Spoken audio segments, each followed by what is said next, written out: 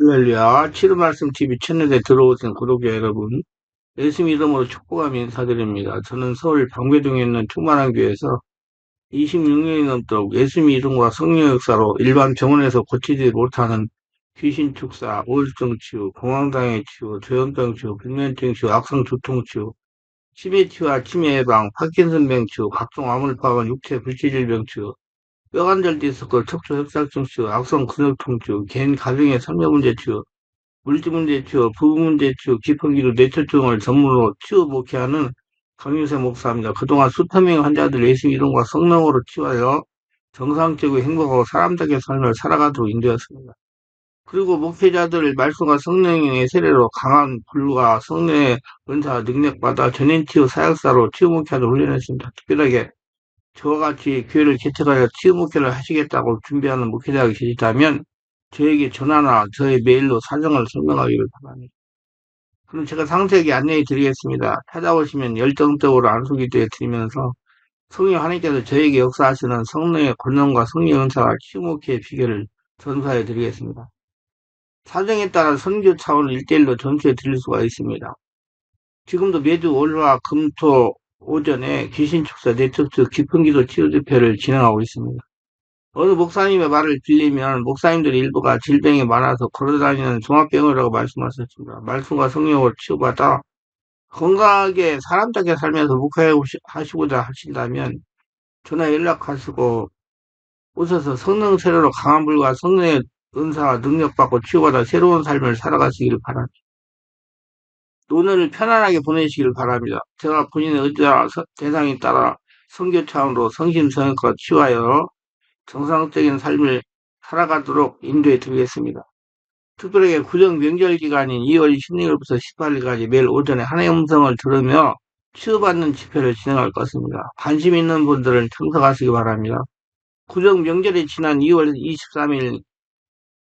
23일부터 매주 월요일 예언사 집중훈련을 12주 동안 할 것이고요. 화요일은 귀신주와 신원사사역 집중훈련을 12주 동안 할 예정입니다. 관심이 있는 분들은 미리 등록하시고 참석하시기를 바랍니다. 특별히 상태가 중한 분들과 성령의 강력한 권능과 은사를 빨리 받고 싶은 분들에 대해서는 매주 토요일 주일 13시 30분부터 예약하여 개별 특별 집중치유 시간을 갖고 있습니다. 한 번에 2명밖에 할 수 없으므로 필히 일주일 전에 예약을 해야 됩니다.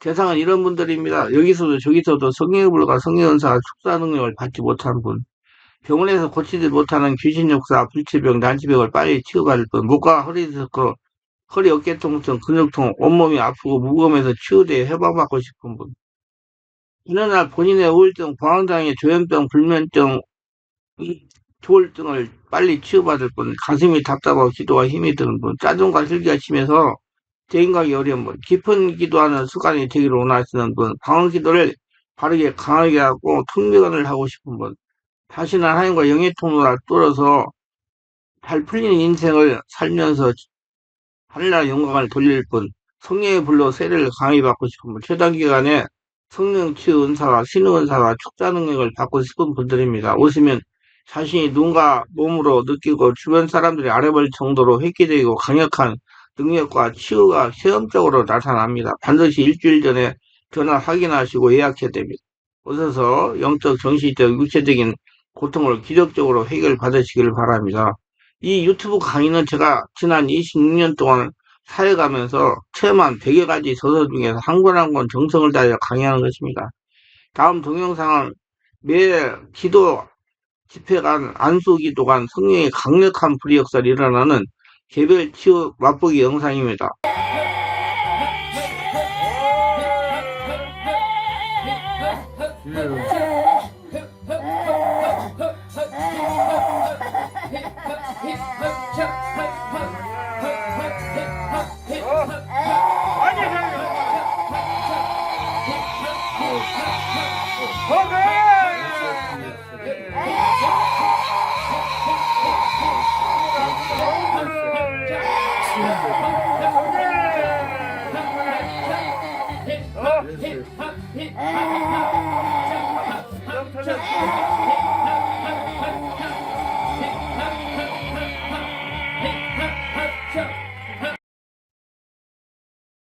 학교는 예수님 만나려고 예수님이 지나가시는 길목에 멀찌감치는 나무 위에 올라가서 기다렸습니다. 이 나무는 뽕나무라고 합니다.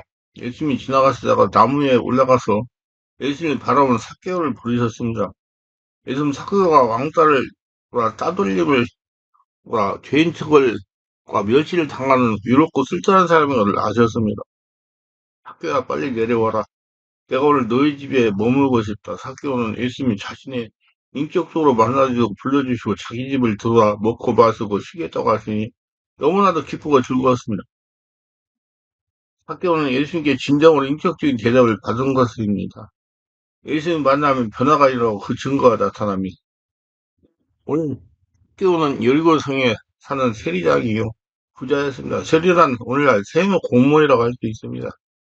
예수님 유대 사회에서 세리들은 압지자인 로마인들 대신하여 동독들로부터 세금을 거두었으며 자주 정해진 액수보다 더 많은 세금을 거둬 자신의 배를 채웠다고 합니다. 삭개오 세리장 중에 이런 세리들 중에 우두머리였으며 더구나 당시 상업적으로 가장 번성한 도시인 여리고성의 세무수장이었습니다. 그는 또 부자로 소개되고 있습니다. 아마도 다른 세리들과 마찬가지로 많은 불법을 행하여 재산을 모은 것도 보입니다. 하면 그런 삭개오를 그 이름 대신 죄인이라고 불렀습니다.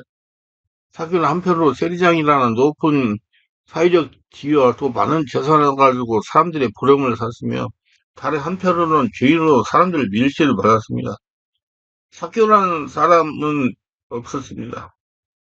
그는 세리장이여 부자이거나 천대받는 죄인이었습니다. 어느 날 회식해서 여리고성을 지나가시게 되었어요. 삭개오는 예수께서 어떤 사람인가 하며 예수님을 직접 보기 원했습니다. 하지만 예수님을 에워싸고는 사람들이 너무 많고 또 삭개오가 키가 작아가지고 예수님을 볼 수가 없었습니다. 그래서 삭개오는 예수님께서 지나갔을 길을 앞서 달려가 그 길목에 서서 뽕나무에 올라갔습니다. 그러자 예수께서 오셔서 그를 우러러보시고 말씀하셨습니다. 삭개야 속히 내려오라. 오늘 내가 네 집에 유하여야겠다. 예수께서 뽕나무 위에 올라간 삭개오에게 다가오셔서 삭개오라고 부르셨습니다. 예수는 우리를 이름을 부르십니다. 이름을 부른다는 것은 주님께서 나를 깊이 아시고 이런 나와 인격적인 관계를 맺기를 원하신다는 말입니다. 이 관계는 나와 너 관계이며 오직 사랑으로 맺어진 관계입니다. 삭개오는 예수님이 누구신지를 보기 원하였으며 이를 위해 뽕나무 위에 올라갔습니다. 그는 세례장이요 부자라는 사회적 지위를 생각할 때 또 사람들 사이에 죄의로 취급당하는 걸 생각할 때 수없이 많은 사람들이 모인 거리에서 눈에 띄게 홀로 나무에 오른다는 것은 매우 거북한 일입니다. 키가 작은 사개가 힘겹게 나무에 오르는 모습을 보면서 많은 사람들이 손가락질을 하며 비웃었을 것입니다. 하지만 삭개오는 그런 사람들의 비웃는 시선을 아랑곳하지 않고 나무에 높이 올라갔습니다. 그가 이렇게 한 이유는 오직 한 가지입니다. 그는 예수님이 누구신가를 보기 위해서입니다. 이런 삭개오의 마음을 아시고 주님께서 삭개오가 다가오셨습니다. 그를 우러러보시고 그 이름을 부르셨습니다. 그리고 속히 내려오라. 내가 오늘 내 집에 유하야겠다 하였습니다. 이 말씀을 정서적 회복의 시각성은 무엇인지를 우리에게 잘 보여줍니다. 나는 누구인가라는 질문을 앞서 두고 우리는 늘 나에 대하여 생각을 많이 합니다. 나의 출신 배경, 나의 경력과 능력, 나의 성공과 실패 등을 고민합니다. 하지만 이런 것들은 정체성 회복의 시작점이 아닙니다. 정체 회복의 시작점은 바로 예수님을 누구신가라는 질문입니다. 이 질문이야말로 나는 누구인가에 대한 답을 찾기 위한 첫걸음입니다. 왜냐하면 오직 예수님만이 나는 누군가에 대한 답을 아시며 그것을 우리에게 드러내시기 때문입니다. 우리가 주님을 알기를 간절히 원할 때 주님은 우리의 소원을 결코 실망시키지 않으십니다. 수많은 사람들이 주위를 둘러싸고 주의 더러움이 나를 덮어도 세상이 나를 누구라 부르더라도 상관이 없어요. 주님을 향한 내 마음이 정확히 아시고 이에 응답하십니다. 정체성을 형성해가는 과정에서 많은 요인들이 영향을 미치는데 그중 중요한 한 가지는 사회 정체성이라고 합니다. 이것은 가족이나 지역사회나 국가나 개인에게 요구하는 거다. 예수께서 삭개오를 부르시고 그와 함께 그의 집으로 가시사 예수님을 따르던 많은 사람들이 보고 수군거렸습니다. 저가 주인의 집에 유하러 들어갔도다.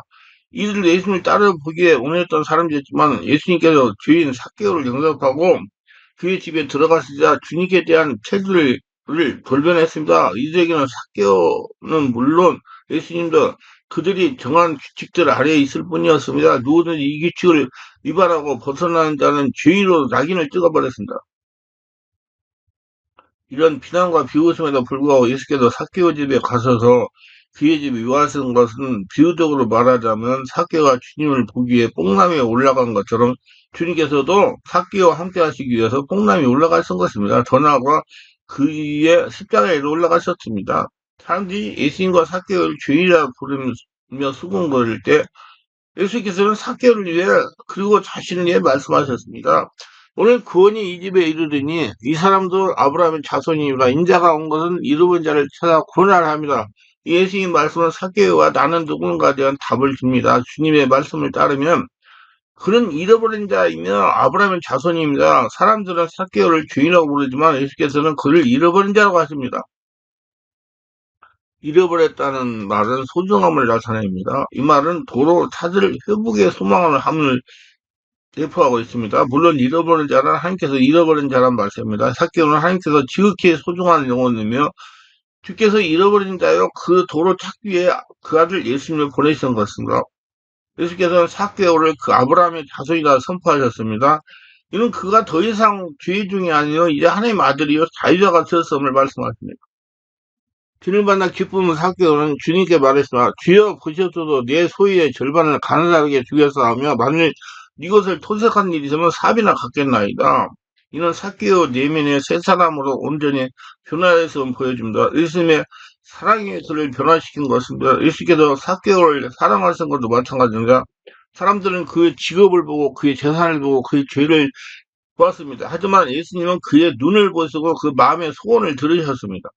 그리고 그 마음속에 그리고 그의 집에 구원으로 임하셨습니다. 하나님과 삭개오가 아버지 아들로 나와 너로 다시 사랑의 관계를 맺은 것입니다. 나의 진정한 정체는 오직 하나님 앞에 발견됩니다. 우리가 예수님을 만나고 주님을 통해 하나님의 자녀로 정체성을 회복할 때 우리는 참 자유자가 되는 것입니다. 오늘 삭개오는 자유자의 삶을 어떠한 건지를 보여줍니다. 자유자의 삶은 사랑과 기쁨입니다. 이 사랑과 기쁨을 막을 법은 세상 어디도 없습니다. 그래서 참으로 행복한 삶입니다. 먼저 사기와 예수님 만남이 인생에 있어서 만남은 참으로 중요하다고 합니다. 특별히 부모와의 만남이 중요하고 스승과의 만남, 배우자의 만남이 중요하다고 이구동성으로 말하고 그러나 아무리 좋은 부모를 만나고 아무리 좋은 부모와 배우자를 만났다 할지라도 인생의 근본 문제를 해결하시는 예수가 만나지 못한다면 그 사람은 실패하는 것입니다. 그 찬송가 101장에 천지에 있는 이름 중 귀하고 높은 이름이 예수, 내 귀에 들리는 말씀 중 귀하신 이름이 예수라고 찬송하고 있습니다.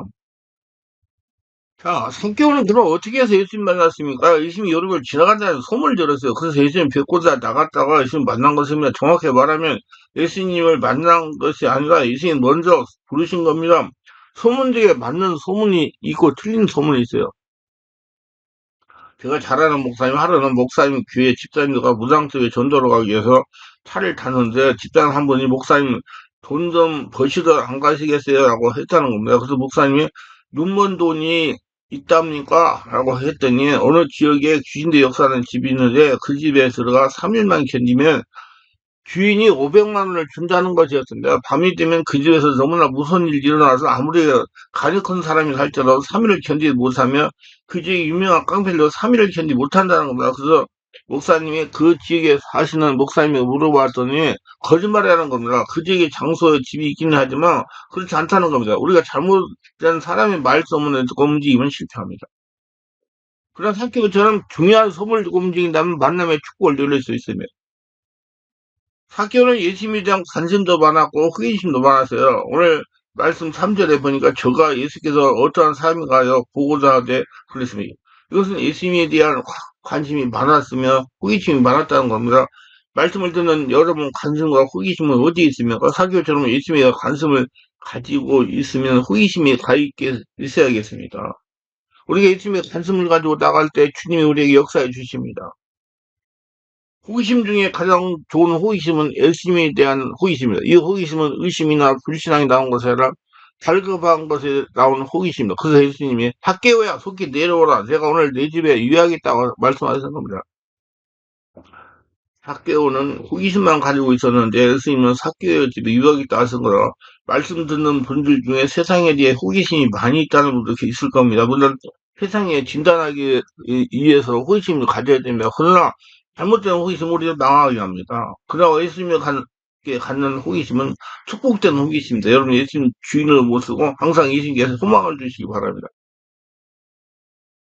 키가 작은 사케오가 예수님 보시기에서 꼭망에 올라갔습니다. 저는 초심자치대 사케오에 대한 설교를 많이 들었어요. 그런 사케오가 뽕나무에 올라갔다는 이야기를 듣고 별로 웃지는 않았습니다. 키가 작은 사람이 뽕나무에 올라갔다는 것이 이해가 된 것입니다. 근데 이번에 메시지를 준비한 뽕나무에 올라간 사케오 모습을 생각하면 웃음이 나왔어요. 이때 사케오 나이가 얼마인지 모르지만 세리장이요 부장이었던 사람이 뽕나무에 올라갔다는 것은 웃기지 않는가요? 그래서 저 혼자 웃으면서 메시지를 준비했습니다. 사케오가 뽕나무에 올라갔다는 것은 무엇을 의미합니까? 그만큼 예수님에 대해서 갈구했다는 거예요.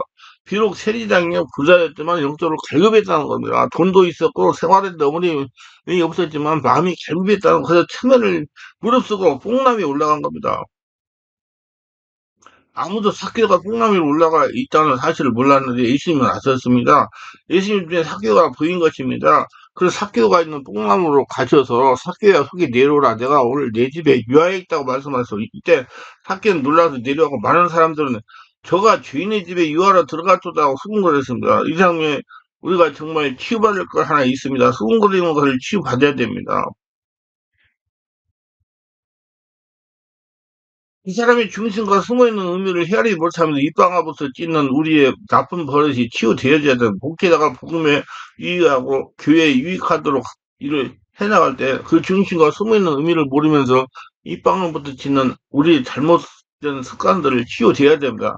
한번 해보시기 바랍니다. 수군거리지 말자. 다시 한 번 더 합시다. 뒤에서 수군거리지 말자. 다시 한 번 따라 합시다. 수군거리지 말고 도와주자. 예수께서 사개오지에 머무르면서 주신 메시지가 누가복음 19장 10절에 말씀 인자에 온 것은 잃어본 자를 찾아 구원하려 합니다. 그래서 우리는 예수님의 오신 목적을 분명히 알 수 있습니다. 그는 잃어버린 자를 찾기 위해서 오셨습니다. 사단에게 종노하는 하나님의 자녀들을 구원하기 위해서 예수께서 이 땅에 오신 것입니다. 왜 우리가 복음을 전해야 됩니까? 잃어버린 자들을 찾기 위해서 현장으로 가야 됩니다. 잃어버린 자들을 위해서 개별 치유하여 복음을 전해야 됩니다. 우리가 가지 않으면 가서 그리스도의 비밀을 말할 자가 없기 때문에 우리는 가야 됩니다. 잃어버린 자가 현장이 너무 많이 있기 때문에 복음을 깨닫는 우리가 가야 됩니다. 이것이 예수님 마음을 품은 사람들의 모습이요. 우리의 사명이기도 합니다. 자, 두 번째 예수님 만난 사개오가 변화됐습니다. 예수님 만나면 변화되게 돼 있어요. 예수님 만나서 변하지 않았다고 그 사람이 문제입니다. 사개오는 마음의 상처가 치유되었어요. 구체적으로 이웃과의 관계가 치유됐어요. 예수님과 관계가 회복되고 나니 자동적으로 이웃과의 관계도 치유된 것입니다. 이것이 매우 중요한 의미가 있습니다. 어떤 사람은 하나님과 관계는 잘하면서 이웃과의 관계를 잘못하시는 분들이 있어요. 이건 잘못된 것입니다. 하나님 관계가 올바른 만큼 사람과의 관계도 좋아야 됩니다. 또 반대로 사람과의 관계는 좋으면서 하나님과 관계가 잘못된 사람도 있어요. 이것도 잘못된 겁니다. 우리는 사람과의 관계도 좋아야 됩니다. 그것이 정상적인 그리스도입니다. 사회생활도 치유돼서 본문을 팔 때 이것을 토색한 일이 있으면 사배나 갚겠나이다. 그 양심선언을 했습니다. 소외감을 느끼게 된 그 사회에 자신이 먼저 나갔던 겁니다. 전에는 마음의 문을 닫았고 사회했지만 이제는 자신이 먼저 마음을 열고 사회로 들어갔던 것입니다. 치유된 사람은 마음을 열 수 있습니다. 다른 사람이 나갈 수 있는 마음을 열린 것으로 다른 사람이 승화할 수 있는 마음이 열린 것이요. 예수님 만남으로 영적으로도 치유가 되었고 마음 치유도 되었습니다. 그러다 보니 사회 치유도 된 것입니다. 그럼 예수님 만난 이후에 사개오는 구체적으로 어떤 치유를 받겠습니까? 제일 중요한 것은 생각이 치유되었다는 것이라. 그래서 양심선도 할 수 있었고 이웃과의 관계도 회복되었다는 것입니다. 사람은 생각이 중요하다는 생각에서 모든 행동이 나옵니다. 생각이 바뀌지 않으면 행동도 바뀌지 않아요. 우리가 불신앙의 생각을 가지고 있다면 불신앙적인 말과 행동이 나옵니다. 그러나 우리가 복음적인 생각을 가지고 있다면 복음적인 말과 행동이 나오는 겁니다. 오늘 우리에게 불신앙적인 생각이 있다면 빨리 복음적인 생각을 치유받아야 됩니다. 빨리 성령세례 받고 성령으로 충만받고 내면을 마음을 열고 치유받아야 됩니다. 신자들이 실패하는 대부분 얘가 불신앙 때문에 교회에 나와 있으면서도 불신앙합니다. 찬송을 배도 불신앙하고 메시지를 들으면서 불신앙합니다. 그러니 실패하는 겁니다. 그럼 오늘 우리가 생각이 치유되기를 바라며 마음도 치유되었습니다. 아마 예수님 만난 이후 학교가 온 가장 큰 변화는 평안이었을 겁니다. 예수 그리스도 안에 있는 평안을 누렸을 겁니다. 그러기에 이웃을 향해 나갈 수가 있었습니다. 마음이 치유되니 토색한 걸 3일을 갖겠다고 결단할 수 있었던 겁니다. 말씀을 듣는 분도 마음이 평안하십니까? 오늘 예수님이 안에 있는 평안을 누리시기 바랍니다. 학교의 행동도 치유되어졌으면 우리가 마음적으로 평안을 누린다고 할지라도 행동이 치유되지 않으면 온전히 치유라고 할 수가 없습니다. 이 부분이 치유돼야 하나님의 은혜를 제대로 받았다고 말할 수 있습니다. 마음만 생각만 치유받지 말고 행동의 치유를 받아는 우리 되시기 바랍니다. 우리의 영원한 주체는 예수 그리스도십니다. 대통령에도 주치의가 있고 부자들에게도 주치의가 있어요. 그러나 우리는 병 걸리면 병원에 가야 됩니다. 왜? 주치의가 없기 때문에. 그러다 기죽지 마시기를 바랍니다. 사람이 상상도 못하는 주체가 바로 우리에게 있습니다. 그 주체가 바로 예수 그리스도십니다.